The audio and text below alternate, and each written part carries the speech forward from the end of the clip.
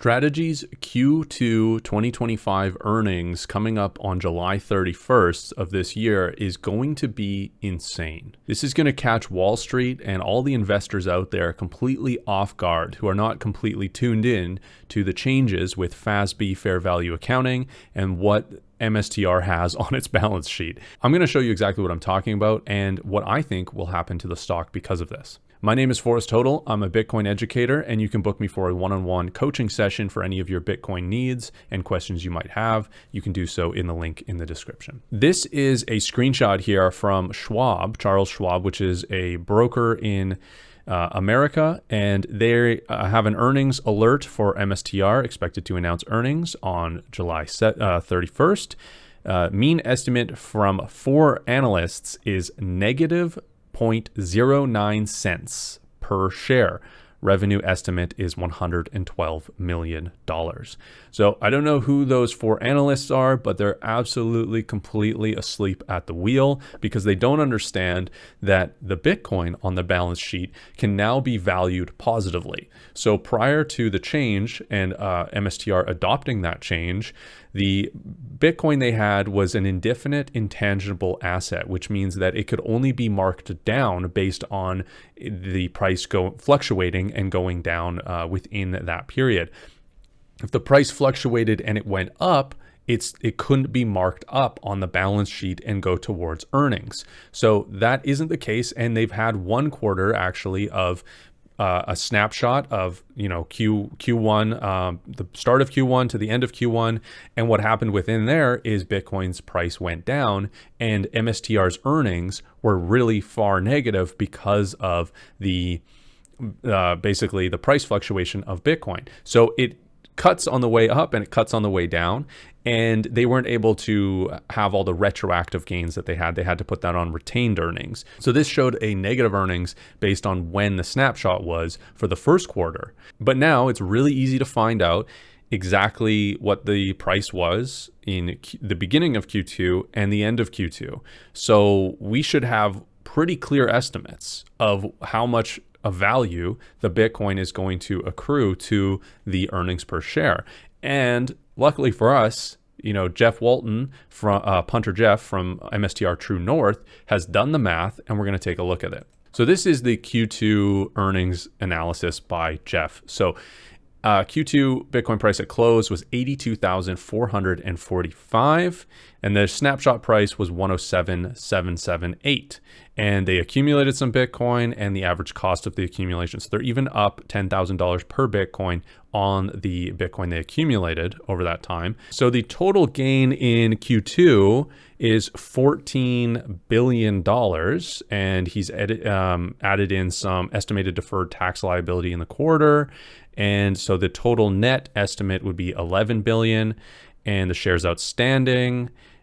So we get an earnings per share based on dividing these metrics. So we get an earnings per share based on dividing the net income by the shares outstanding, and the Q2 earnings per share based on the Bitcoin alone will be $39 per share, 39.5 per share. So the other thing that this does is all the past negative earnings based on the indefinite intangible and the snapshot of Q1 being negative for the Bitcoin value is $5.2 billion. So the massive performance of Bitcoin on their balance sheet, the 11 billion, is going to wipe out the past 4 quarters of negative earnings, and we're going to have a cleared positive earnings over the last 4 quarters by $5.87 billion. And what this does is this is a part of what makes a stock qualify for S&P 500 inclusion. That's why this metric is in here, is if you have positive earnings for the cumulative last 4 quarters, you can qualify, or that's one of the qualifications to get into the S&P 500. MSTR already qualifies on all of the other metrics that they need to qualify, and this was the last one. And of course, there's also a committee at S&P 500 that will dictate what gets in and what doesn't. So there's some judgment on that as well, beyond just qualifying on all the additional metrics. So we can also see here, Jeff on the same call brought up his Bloomberg terminal snapshot. And this is something that a lot of Wall Street uses. This is really up-to-date information. There's tons of, tons of information in here that's really, really important. And what they're showing is the earnings per share adjusted is 0.006 cents per share. That's what the Bloomberg terminal is showing for this quarter.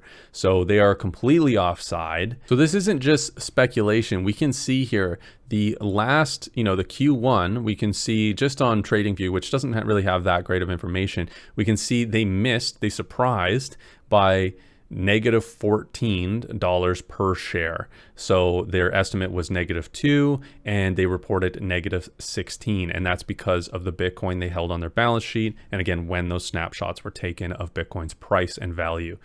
So this has already been in effect. They have this information that the Bitcoin is going to affect the earnings per share. And yet the analysts are still completely unaware of this. Now, I'm not sure why. And I'm not sure either how much these metrics are going to be evaluated and how much offside surprise will be caught.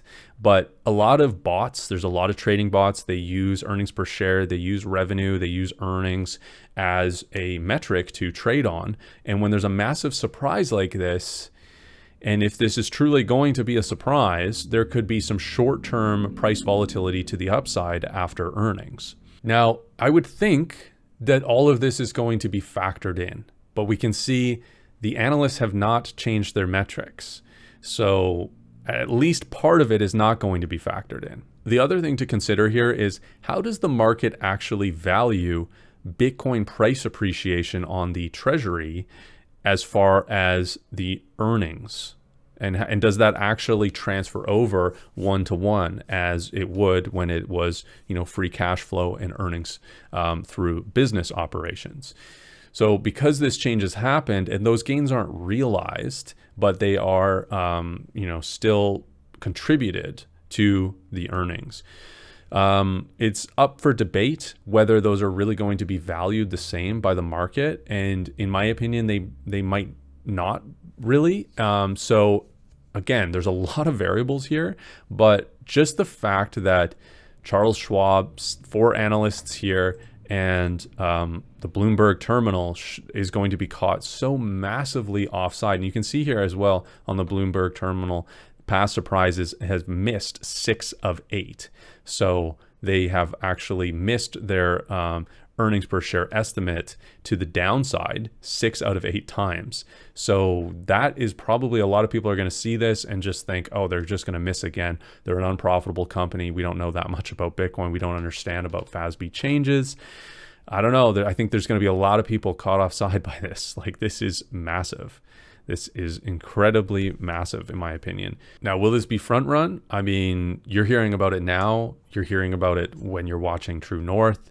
It would be surprising to me if the rest of the market doesn't catch up to this by July 31st.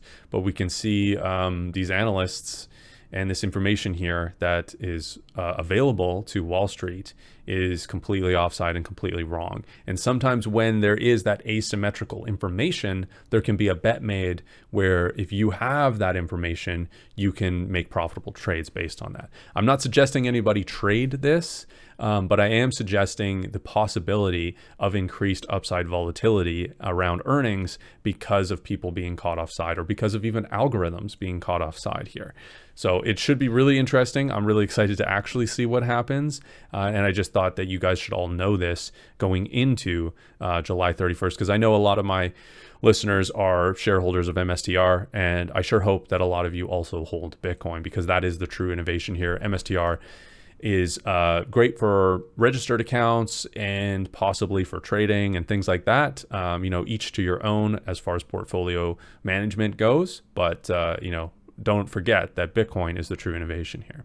So that's it, everyone. If you, again, want to book me for a one-on-one, you can do so in the link in the description. And there's also links for every single thing you need to become a sovereign Bitcoiner with discounts and bonus rewards. So there's a great exchange. There's a really good hardware wallet, a personal computer for running a node, and a Stampseed kit. And again, discount links and bonus rewards for using my codes. And all of those are linked in the description. Thanks everyone for watching, and we'll see you on the next episode of Bitcoin, Not Crypto.